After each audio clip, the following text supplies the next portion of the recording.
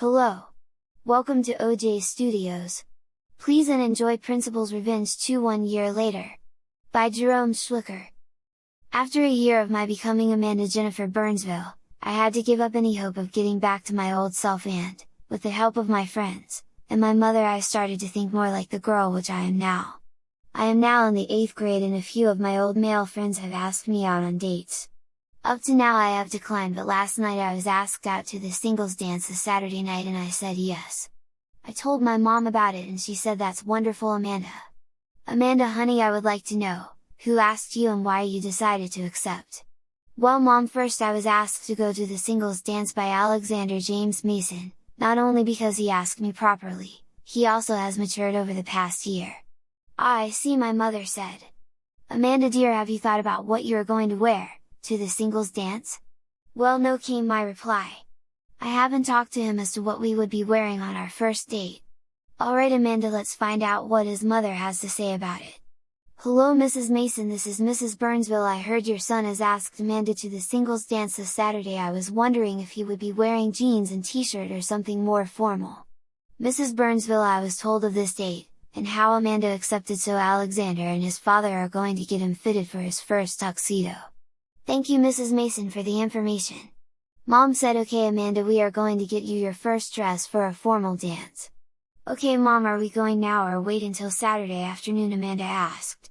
Amanda honey, I will call my friend Sherry who owns a shop that has all type of ball gowns.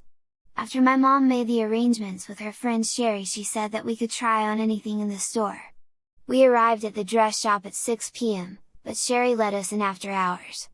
My mother and Sherry were old college roommates. My mother brought her up to date on everything since college, including my transformation from Jason to Amanda. I thought I would die of embarrassment, even after a year. Alright, Amanda, she picked up a tailor's tape. Amanda, arms out please. Yes ma'am. Sherry took down her measurements and said formal dress size is 16. Sherry, lead me and my mother to the dresses in size 16.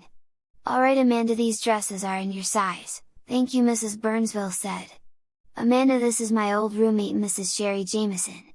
Young lady, before you ask, there is no relation to that so-called publisher from J3 Communications. I wasn't thinking that, I was going to ask how did you and Mom get along as roomies? I'm sorry, most people ask that question when they hear my name. The only time we didn't see eye to eye was over one guy. I know you figured out who got him. Yeah, I am talking about your father.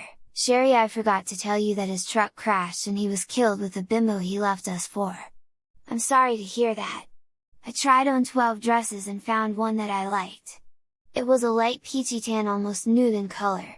My mom said no, so I went with the sky blue dress and peach colored tights. That's better, Mom says. Amanda also got the matching shoes to go with it. Hey honey, you are going to be the belle of the ball, and tomorrow I have made an appointment with my stylist at the salon. What time is my appointment Mom? She replies 10:30 a.m. Okay, but why so early? Amanda, we girls take a lot of time to look our best. It's true Amanda, I take it this is your first date with a boy? Yes ma'am. Michelle, where is the singles dance being held tomorrow? Mrs. Jameson asked. It will be held at Rockville High School. Why are you going to be there? Yes, I am going, as a matter of fact. After all, I am single myself, you know. You see, my husband died 6 months ago from cancer.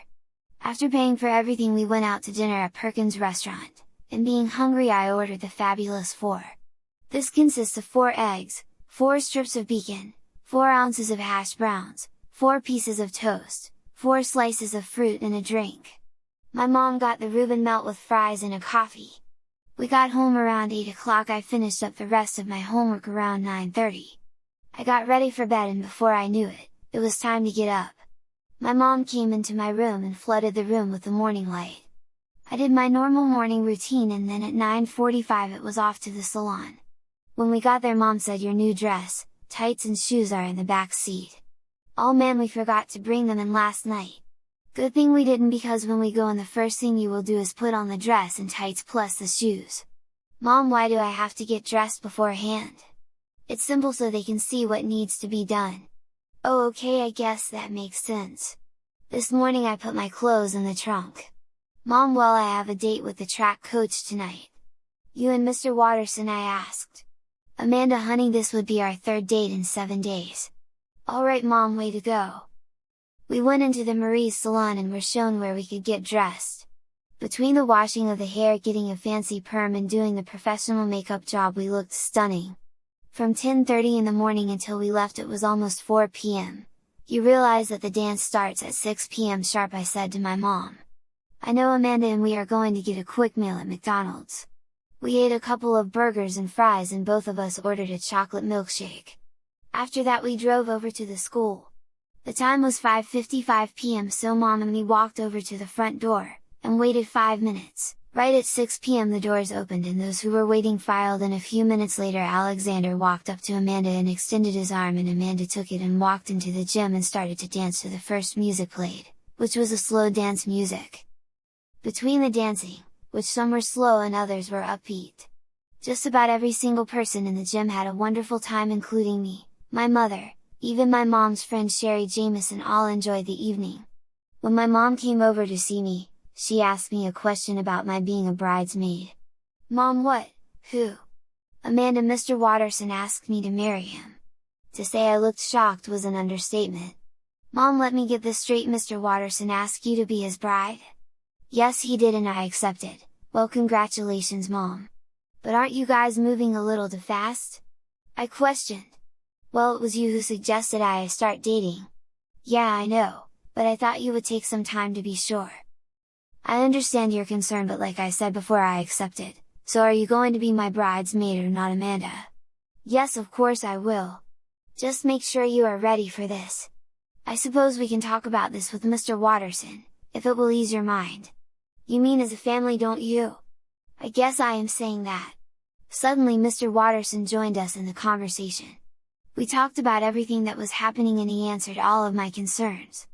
Alexander came up and sat next to me and said, Amanda, I would like to ask you if we could go steady, and even presented me with what looks like an old-fashioned pledge pin. Amanda honey, that looks like an old collage pledge pin. It was to tell other men she is taken. Mrs. Burnsville, the pledge pin was my father's idea.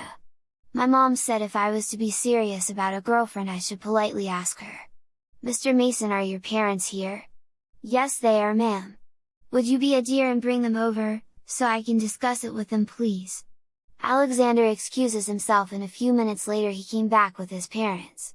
Now Mr. and Mrs. Mason, I have a few questions I like to ask. First is, does he know what pledging to a relationship? Secondly, if they are serious about dating, then there are going to be ground rules.